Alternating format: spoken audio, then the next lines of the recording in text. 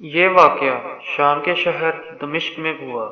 ایک نوجوان خوبصورت لڑکی روزانہ اکیلی یونیورسٹی جاتی تھی۔ اسی یونیورسٹی میں اس کا والد ایک ڈپارٹمنٹ کا انچارج تھا۔ ایک دن چھٹی کے فوراً بعد اچانک بادل گرجنے لگے اور زوردار بارش ہونے لگی۔ ہر کوئی جائے پناہ کی تلاش میں دوڑ رہا تھا۔ سردی کی شدت بڑھنے لگی۔ آسمان سے گرنے والے اولے لوگوں کے سروں پر برسنے لگے۔ یہ لڑکی بھی یونیورسٹی سے نکلی اور جائے پناہ کی تلاش میں دوڑنے لگی۔ اس کا جسم سردی سے کانپ رہا تھا، لیکن یہ نہیں جانتی تھی کہ اسے پناہ کہاں ملے گی۔ جب بارش تیز ہوئی تو اس نے ایک دروازہ کھٹکھٹایا۔ گھر میں موجود لڑکا باہر نکلا اور اسے اندر لے آیا اور بارش تھمنے تک اپنے گھر میں رہنے کی اجازت دی۔ دونوں کا آپس میں تعارف ہوا تو معلوم ہوا کہ لڑکا بھی اسی یونیورسٹی میں پڑھتا ہے جہاں وہ خود زیر تعلیم ہے اور اس شہر میں رہتا ہے۔ ایک کمرہ، برآمدہ اور باتھ روم اس کا کل گھر تھا۔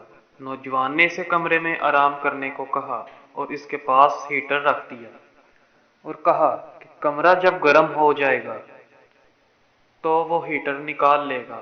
تھوڑی دیر لڑکی بستر پر بیٹھی کانپتی رہی۔ اچانک اسے نیند آ گئی تو یہ بستر پر گر گئی۔ نوجوان ہیٹر لینے کمرے میں داخل ہوا تو اسے یہ بستر پر سوئی ہوئی لڑکی جنت کی حوروں کی سردار لگی۔ وہ ہیٹر لیتے ہی فوراً کمرے سے باہر نکل گیا، لیکن شیطان جو کہ اسے گمراہ کرنے کے موقع کی تلاش میں تھا، اسے وسوسے دینے لگا۔ اس کے ذہن میں لڑکی کی تصویر خوبصورت بنا کر دکھانے لگا۔ تھوڑی دیر میں لڑکی کی آنکھ کھل گئی۔ جب اس نے اپنے آپ کو بستر پر لیٹا ہوا پایا تو ہڑبڑا کر اٹھ گئی اور گھبراہٹ کے عالم میں بے تحاشا باہر کی طرف دوڑی۔ اس نے برآمدے میں اسی نوجوان کو بے ہوش پایا۔ وہ انتہائی گھبراہٹ کی عالم میں گھر کی طرف دوڑنے لگی اور پیچھے مڑ کر بھی نہ دیکھا، یہاں تک کہ اپنے گھر پہنچ کر باپ کی گود میں سر رکھ دیا، جو کہ پوری رات اسے شہر کے ہر کونے میں تلاش کرتا رہا۔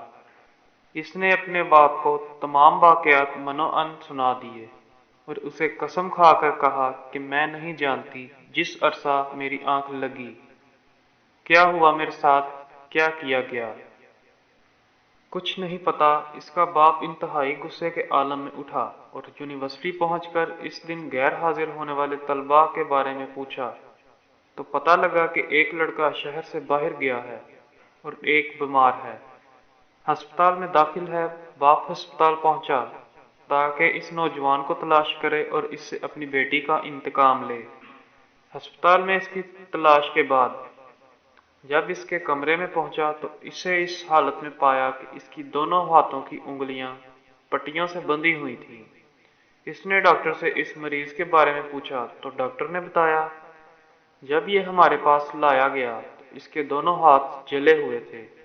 باپ نے نوجوان سے کہا، تمہیں اللہ کی قسم، مجھے بتاؤ کہ تمہیں کیا ہوا ہے۔ باپ نے اپنا تعارف نہیں کروایا۔ وہ بولا، ایک لڑکی کل رات بارش سے بچتی ہوئی میرے پاس پناہ لینے کے لیے آئی۔ میں نے اسے اپنے کمرے میں پناہ تو دے دی، لیکن شیطان مجھے اس کے بارے میں پھسلانے لگا تو میں اس کے کمرے میں ہیٹر لینے کے بہانے داخل ہوا۔ وہ سوئی ہوئی لڑکی مجھے جنت کی حور لگی۔ میں فوراً باہر نکل آیا، لیکن شیطان مجھے مسلسل اس کے بارے میں پھسلاتا رہا اور غلط خیالات میرے ذہن میں آتے رہے۔ تو جب بھی شیطان مجھے برائی پر اکساتا، میں اپنی انگلی آگ میں جلاتا تاکہ جہنم کی آگ اور اس کے عذاب کو یاد کروں اور اپنے نفس کو برائی سے باز رکھ سکوں، یہاں تک کہ میری ساری انگلیاں جل گئیں اور میں بے ہوش ہو گیا۔ مجھے نہیں پتا کہ میں ہسپتال کیسے پہنچا۔ یہ باتیں سن کر باپ بہت حیران ہوا۔ بلند آواز سے چلایا، اے لوگو، گواہ رہو، میں نے اس پاک سیرت لڑکے سے اپنی بیٹی کا نکاح کر دیا ہے۔ سبحان اللہ، یہ ہے اللہ سے ڈرنے والوں کا ذکر۔